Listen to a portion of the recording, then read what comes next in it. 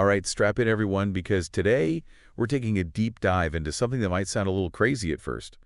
The 1-day, 1-hour work week. Just 1 hour? 1 hour, that's it. I know, it sounds totally out there like some kind of dream, especially when most of us are stood working way more than that. Right, like way more. But that's exactly why we're diving into this. It's not about pretending work doesn't exist. It's about asking some tough questions. Like, do the systems we have actually work for us anymore? Yeah, it's about time we had that conversation. I mean, honestly, the way things are now, it's not working for a lot of people. It really isn't. We're told if you work hard, you'll succeed. Was that really true? Yeah, that's what we're told. So many people are working themselves to the bone. Multiple jobs, side hustles, and still struggling to just get by. And it's not just about paying the bills, it's like this feeling of being trapped.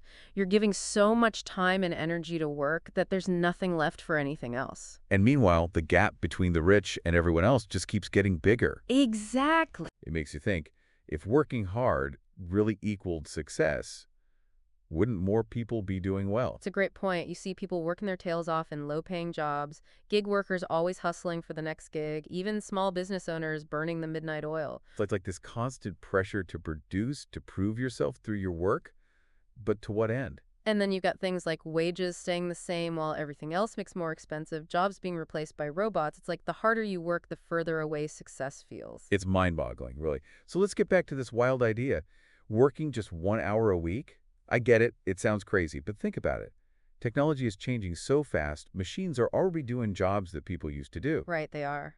So the question becomes, do we really need to work 40 hours a week every week for our whole lives just to survive? That's the question. If machines can do so much of the work now, shouldn't that free us up to live better lives? Do we really need to be working that much? That's a pretty radical idea, right? But hold on, let's break this down. How can we even make something like that happen? What are the actual steps? Okay, good point. Let's start with something called passive income. Have you heard of that? Of course. Passive income, it's all about making money without directly trading your time for it. Setting up systems that work for you even when you're not actively working. So it's like you plant a seed and it keeps growing even when you're not constantly watering it. Exactly. I like that analogy. So what are some ways people can create this passive income? Oh, tons of ways. There's the traditional stuff like investing in stocks or real estate.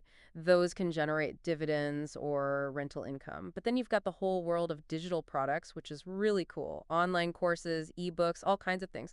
People are basically turning their knowledge and skills into things that make money even while they're sleeping. So instead of you working for money, your money works for you. You got it. And then, of course, there are online businesses, things like e-commerce, affiliate marketing, even creating content online. There are just so many possibilities. And if you go about it the right way, anyone can start building those passive income streams. It gives you more control over your time and your money. It's like having freedom, right? Not being tied to that 9 to 5 grind. Absolutely. So we've got passive income, which empowers individuals to break free from the traditional work model. But what about addressing the bigger systemic issues, like the very structure of our society? That's where the idea of universal basic income, or UBI, comes in. UBI, yes, such a fascinating concept. Imagine everyone, every single citizen gets a regular guaranteed income, no matter if they have a job or not. It creates a safety net so everyone has enough to meet their basic needs. It sounds like a major shift, but I can see how it could change how we think about work altogether. Exactly. The people who support UBI say it would free people up to do what they're passionate about. Start businesses, give back to their communities, things they might not be able to do if they were constantly worried about paying the rent. So instead of being chained to a job just to survive, people could choose how they spend their time and energy. It could lead to a more fulfilling and equitable society. Exactly. Of course, UBI is a complex issue. There are lots of questions about how it would actually work, what impact it would have. But it's definitely something worth exploring, especially as automation keeps changing the landscape of work. Definitely food for thought. We've touched on passive income and UBI, but what are some other unconventional ways we could restructure society to support a shorter work week? Well, there's this really intriguing idea, community-based economies and barter systems. Think about communities where people rely more on each other than on big corporations. They have local trading networks, co-ops, platforms where people share their skills. They exchange goods and services directly, creating a sense of interdependence and collaboration. It's like that saying, it takes a village. We don't have to do everything alone. We can rely on each other. Exactly. It's about building stronger connections within communities and finding more sustainable ways of living. And if we're all working less, those strong bonds become even more important. This is also fascinating. We've got passive income empowering individuals, UBI shaking up the system, community-based economies bringing people together. But there's this giant elephant in the room we haven't fully addressed: automation. Yeah, automation, the big one. So many people are afraid of automation, worried that robots are going to take all the jobs and leave everyone unemployed. But what if instead of being scared of it, we embraced it? Embrace I automation. know it sounds crazy, but hear me out. Okay, I'm listening. Wouldn't that lead to mass unemployment? That's what people worry about, but it's coming from a place of fear, a fear of scarcity. What if we shifted our perspective? Instead of seeing automation as a threat, what if we saw it as an opportunity, a chance to free ourselves from all those boring, dangerous, or unfulfilling jobs? I like where you're going with this. We could use technology to build a world where work isn't about survival, it's about choice. It becomes an expression of creativity, of your passions. Wow, that's a whole new way of thinking about it. It challenges everything we've been taught about work. But how do we get from where we are now, with so many people struggling just to make ends meet, to this amazing vision of a shorter work week? It seems impossible. It's like a complete system overhaul. Yeah, it is a big shift. But it doesn't have to be all or nothing. We can start with small steps, individually and collectively, changing our mindsets, questioning the way things are, and demanding a better future. So, what are some practical things people can do to start taking back their time and finding more balance in their lives? What's the first step? First, take a good look at your expenses. The less you need, the less you have to work. Simple as that. Look at your spending habits. Can you cut back somewhere? Simplify your lifestyle? Focus on what truly matters to you, what brings you joy. It's about making intentional choices, right? Like, do you really need that fancy coffee every day? Or that subscription box you never use? Exactly. Align your spending with your values. Break free from the trap of buying stuff you don't need. Another thing you can do is explore ways to have more than one source of income. We talked about passive income, but you can also think about side hustles, freelancing, maybe investing in some new skills that can give you more independence. So you're not putting all your eggs in one basket. You've got options, more flexibility, and you're more resilient if something goes wrong. Exactly. And invest in yourself, both personally and professionally. Keep learning, keep growing, expand your knowledge base. The more you do that, the more valuable you become, the more options you'll have. It's about taking control of your own growth, right? Realizing that your worth isn't tied to your job title or how much money you make. Exactly. You are valuable just because you exist. And it's about embracing an abundance mindset, recognizing there's enough to go around and we can all thrive, not just survive. Wow, this has given me a lot to think about. It's really exciting to think about all the possibilities, but I can also see how it could be overwhelming to actually start making these changes. I hear you. It's definitely a journey. It takes patience, perseverance, and stepping outside your comfort zone. But remember, you don't have to go it alone. There are communities of people out there who are exploring these ideas and supporting each other along the way. We'll be back in a moment to continue our deep dive into the one-day, one-hour work week. We'll explore even more about shifting our mindsets and practical strategies for creating a world where work is no longer the center of our lives. Where it's a choice, not a necessity. Exactly. Stay tuned. Welcome back to our deep dive into this radical idea of working just 1 hour a week. We've been unpacking the problems with how we work now and exploring different ways things could be: passive income, UBI, those community-based economies, even how automation could actually free us from those boring jobs. Right. Those are all pretty big ideas. They are. But now I'm ready to go even deeper. Let's challenge some of those really basic assumptions about work itself. Okay, I like where this is going. Like, what are those assumptions we're talking about? Well, we're told, almost from birth, that work is good, it's moral, it's the key to a meaningful life. Idle hands are the devil's workshop, right? That's what they always say. Like, if you're not working all the time, you're lazy or a bad person. Yeah, exactly. But what if that's a total lie? Like, what if we've been tricked? Okay, now you've got me really intrigued. Tell me more. So think about it. For most of human history, work was about survival. Hunting, gathering, farming, building things you needed. It wasn't about getting rich or climbing the corporate ladder. It was about taking care of yourself and your community. So work was just a part of life, not this separate thing you do for 8 hours a day, 5 days a week. Exactly. And it wasn't necessarily seen as this horrible thing. It was about community, being creative, even finding joy. I get that. There's something satisfying about building something with your own hands or working together with other people towards a goal. Right. But then factories came along, and mass production and work became all about efficiency, productivity, profits. People became like cogs in a machine, disconnected from what they were actually making. And we're basically still stuck in that model, even though technology has changed everything. That's the crazy part, isn't it? We have all these amazing tools that can automate so much of what used to be done by hand. But instead of using them to free ourselves, we're just working even harder. And it's not even making us It's happy. like we're addicted to a system that's making us miserable. Yes, exactly. So if we really want to change how we think about work, we have to start by questioning these deep-seated beliefs about it. So if work isn't the key to a meaningful life, then what is? That's a big question. Yeah, it's a big one, and it's different for everyone, but I think it starts with recognizing that your worth as a person isn't tied to how productive you are or how much money you make. We are valuable just because we exist. We're all unique individuals with our own talents and experiences and passions. Beautifully said.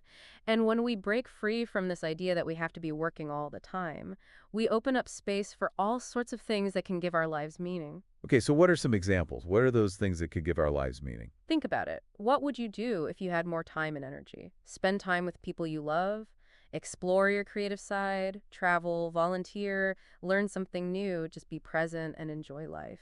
All those things we say we don't have time for. Exactly. And it's not just about having fun, it's about having the time to really figure out what your purpose is and how you can contribute to the world in a way that feels true to you. So it's about living a life based on your values, not based on what the economic system dictates. Exactly. But the question is, how do we actually make this shift? How do we get from this constant grind to a life where we actually have time for all that? It seems so impossible. Yeah, it does.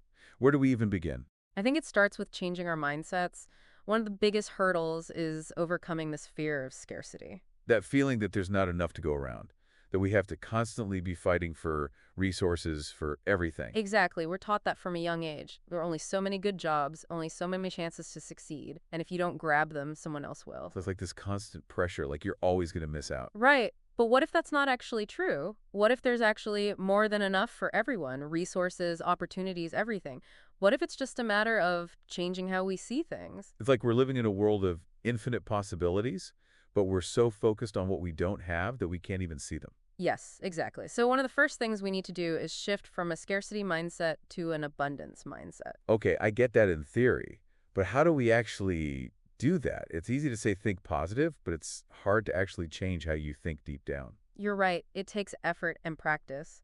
But here are a few things you can try. Start by noticing all the good things you already have in your life. Like the roof over your head, the food you eat, the people who care about you. Exactly. Focus on what you have, not what you don't. Practice gratitude every day. Write down a list of things you're grateful for, no matter how small. Even simple things like a sunny day or a really good cup of coffee. Right? Even those things can make a big difference in your mood and your outlook. Another thing is to surround yourself with people who are positive and supportive, people who believe in abundance. Get rid of those energy vampires who are always complaining and focusing on the negative. Exactly. Find your people, your tribe, the ones who lift you up and help you see the world in a new way, a way that's full of possibility. Okay, so cultivating that abundance mindset is key. What other mindset shifts do we need to make? Another big one is letting go of the need to control everything. Ooh, that's a tough one for a lot of people, myself included. We want to feel like we're in charge, like we have a plan and everything's going to go according to that plan. Right. But life rarely goes according to plan, does it? Definitely not. And when you're trying to control every little thing, those unexpected twists and turns can really throw you off. Exactly. So the question is, how do we let go? Honestly, it sounds a little scary. It can be, but it can also be incredibly freeing. It's about trusting that things will work out, even if it's not exactly the way you thought they would. It's about surrendering to the flow of life, even when it feels uncertain and chaotic. Beautifully put. And when we let go of that need to control everything, we open ourselves up to new experiences, new opportunities, new ways of being. We allow space for magic to happen. Yes. So how do we practice letting go of control? I'm all ears. Give us some tips. Start by paying attention to when you're holding on too tightly. Are you stressing about things you can't change? Are you trying to micromanage every detail of your life? Oh, I'm totally guilty of that. It's a common trap. But once you've noticed those patterns, you can start to consciously let go. Take a deep breath, surrender to the moment, and trust that things will unfold as they should. It's about having faith in the process, even when it feels messy or unpredictable. Yes. And remember, you don't have to do it alone. Find people who support you, who encourage you to embrace the unknown. Having those supportive people around you can make a huge difference when you're trying to change your life in a big way. Absolutely. Okay, let's talk about one more mindset shift that's super important for embracing this idea of a shorter work week. Challenging this idea that our worth is based on their productive we are. Oh, that's a big one. Our whole society is built around productivity. We're constantly being judged based on how much we get done. It's exhausting and it leads to burnout. Totally. So how do we break free from that? We have to recognize that our worth isn't tied to our output. You are valuable just because you exist, not because of what you achieve in a day, a week, or even a lifetime. It's about shifting from a doing mentality to a being mentality. Exactly. It's about giving yourself permission to rest, to play, to just be present in the moment without feeling like you have to be constantly doing something. It's about slowing down and enjoying life instead of always rushing through it, trying to check things off a to-do list. Beautifully said. And when we let go of that pressure to be productive all the time, we create space for creativity, for joy, for connection. We allow ourselves to be human, imperfections and all. Exactly. So let's recap those key mindset shifts. Cultivate an abundance mindset, let go of the need to control everything, and challenge the idea that productivity equals worth. Those are powerful shifts. They're essential for creating a life where work doesn't take over. They really are. But let's be real. It's one thing to talk about these mindset shifts. It's another thing to actually put them into practice. So what are some strategies for doing that? Give us the tools. All right, here are a few ideas. First, set boundaries around your work time. If you're working a typical 40-hour week now, see if you can gradually cut back. Even just an hour or two less each week can make a big difference in your stress level and your overall well-being. Absolutely, and make sure you're taking regular breaks throughout the day. Get up, move your body, go outside, connect with nature, do something that nourishes your soul. Those breaks are crucial for preventing burnout and staying energized. Yes, they are. Another helpful strategy is to make a not-to-do list. A list of things you're going to stop doing. That's interesting. Tell me more. It's about figuring out what activities drain your energy, what things don't align with your values, or what things are just not that important. Once you've identified them, give yourself permission to stop doing them. Delegate those tasks, automate them, or just say no to anything that's not serving you. Exactly. Free up your time and energy for the things that truly matter. And finally, make sure you're doing things that bring you joy and make you feel fulfilled. Like, what kind of things?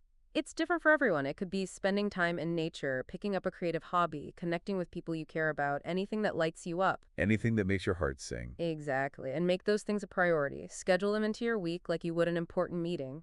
Treat your joy and well-being like the non-negotiables they are. Yes. So to recap our practical strategies, set boundaries around your work time, take regular breaks, create a not-to-do list, and prioritize things that bring you joy. Those are great tips, things we can start doing today. But what about the bigger picture? How do we create a society that actually supports a shorter work week? It feels like such a huge systemic problem that individual actions won't be enough. You're right, it's a big challenge. But I think it starts with changing the conversation. We need to raise awareness about why the way we work now is broken and what the possibilities are for a different future. So having those maybe uncomfortable conversations with our friends, our families, our communities. Exactly. We need to challenge the status quo and demand better for ourselves and for future generations.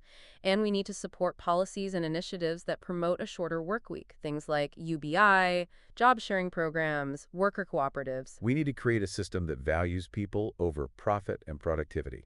Absolutely. And it's not just about working less. It's about creating a world where everyone has the opportunity to live a good life, a life with meaning, regardless of their job or how much money they make. It's about having time for what truly matters. Our families, our passions, our communities, and our own personal growth. That's the dream, isn't it? And it's a dream worth fighting for. It is. So much to think about, so much work to do. There is. We'll be back in a moment for the final part of our deep dive where we talk about some of the potential downsides and challenges of this radical idea and what it might actually take to make it a reality. Don't go anywhere. Welcome back. It's time for the final part of our deep dive into this wild idea, the one-day, one-hour work week. It's been quite a journey, hasn't it? We've talked about the problems with the way we work now, all the benefits of working less, and even some pretty big mindset shifts. We've covered a lot of ground. Yeah, we have. Passive income, UBI, community economies, and how automation could actually free us up instead of being something to be afraid of. It's a lot to wrap your head around. It is, but let's be realistic for a moment. Okay, yeah, good point. No idea is perfect, right? Mm. Even the most amazing utopian vision probably has some downsides or challenges. Right, there's always a flip side. And a one-day, one-hour work week, that would be a huge change for society. Massive. We'd have to restructure our entire economy and how we live, even how we think about ourselves. Totally. So let's talk about some of those potential challenges. All right, let's do it. See if we could figure out ways to address them. Let's start with the economic side of things. If everyone's only working 1 hour a week, how do we produce everything we need as a society? Food, clothes, houses, all that stuff. Yeah, that's the big question, right? Like, it sounds amazing in theory, but how does it actually work? Exactly. That's where automation comes in. So robots and AI are doing most of the work. Basically, yeah, the idea is that machines would handle the bulk of what humans do now, freeing us up for other things. Okay, but what about all the jobs that can't be automated? Healthcare, education, the arts. Those things need people, right? Those human skills. Absolutely. Those are all essential services. They'd still need to exist. The question is, how do we make sure those jobs are valued, that people get paid fairly, even if most people aren't working traditional jobs anymore? It's a good question. I guess we need some system in place to guarantee everyone has a basic level of income, even if they're not working 40 hours a week. Right. That's where something like UBI or some other kind of safety net could be really important. It would ensure everyone has enough to live on, regardless of whether they have a job or not. So even if you're not working a traditional job, you still have that security, you can pursue your passions, give back to your community, actually enjoy life. Exactly. It's about saying that your worth as a human being isn't tied to your job. I like that.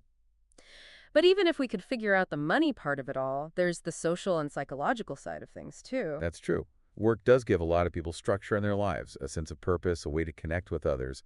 What happens when that's gone? It's a valid concern, and we need to be thoughtful about it. But the goal isn't to get rid of work entirely. It's about redefining it, creating a society where people have more choices about how they spend their time. So instead of work being the only place where we find those things like purpose and connection, we need to find them in other parts of our lives. Exactly. We need to invest in our communities, our relationships, our hobbies, our own personal growth. Find meaning outside of work. It's about remembering there's more to life than just work. It's about having time for the things that really matter. Family, friends, our passions, our communities, just enjoying life. Well said. And recognizing that leisure isn't a luxury, it's important. It is. It's crucial for our mental and physical health, our emotional well-being. It gives us a chance to rest, to connect with ourselves and others, to be creative. It's so important. So in a world with a one-day, one-hour work week, leisure becomes something we have to prioritize, make it a central part of life. Okay, so we've talked about the potential economic, social, and psychological challenges. In some ways, we might be able to deal with them. But let's face it, this is a big idea, a radical idea. It would require a complete change in how we see the world. It's a massive undertaking, for sure. It's not going to happen overnight. So how do we even start moving in that direction? What are the first steps? I think one of the most important things is to keep having these conversations like we're doing right now, raising awareness about the problems with how we work now and talking about the possibilities of a different future. So getting people to think outside the box, challenge the status quo. Exactly. We need to start imagining what that world could look like and planting the seeds for change. We need to talk about it with everyone, our families, our friends, our communities, our leaders. Get people used to the idea that things don't have to be the way they are now. Yes. And support organizations that are working towards a more just and equitable world, a world where everyone has a chance to thrive. A world where people have the time and freedom to pursue their passions, give back to their communities, and live lives filled with meaning. That's the vision. It's a beautiful vision, and it starts with each of us taking action. It does. So what can our listeners do? What concrete steps can they take? Here are a few things. First, learn more about these ideas. Read book, listen to podcasts, watch documentaries about the future of work, UBI, alternative economic models. The more you know, the more you'll be able to talk about these issues and fight for change. Knowledge is power, right? It is. Next, find other people who are interested in these ideas. Join online groups, go to events, or start your own conversation groups. It's easier to make change when you're working with others. Find your people, your tribe, and build a movement. Exactly. And finally, support organizations that are already working to create this change. Donate your time or money, even small contributions can help. Every little bit counts. It does. And most importantly, take action in your own life. Start cutting back your work hours, explore passive income, build connections in your community. Every step you take towards a more balanced and fulfilling life helps to create that bigger change we're talking about. It's a good reminder that we don't have to wait for someone else to fix things. We can take charge of our own lives and create the world we want to see. You got it. The future isn't set in stone. We have the power to shape it, and a world with a shorter work week is possible. It's time to question everything, to reimagine what's possible, and create a future where work isn't the only thing that matters. a future where we have time for the things that truly make life worth living. Well said. Thanks for joining us on this deep dive into the one-day, one-hour work week. It's been an incredible conversation, It has. and I hope it's inspired you to think differently about work and the possibilities for a better future. I hope so too. Remember, the future is ours to create. Let's go out there and make it happen. Thanks for listening. Thanks for listening.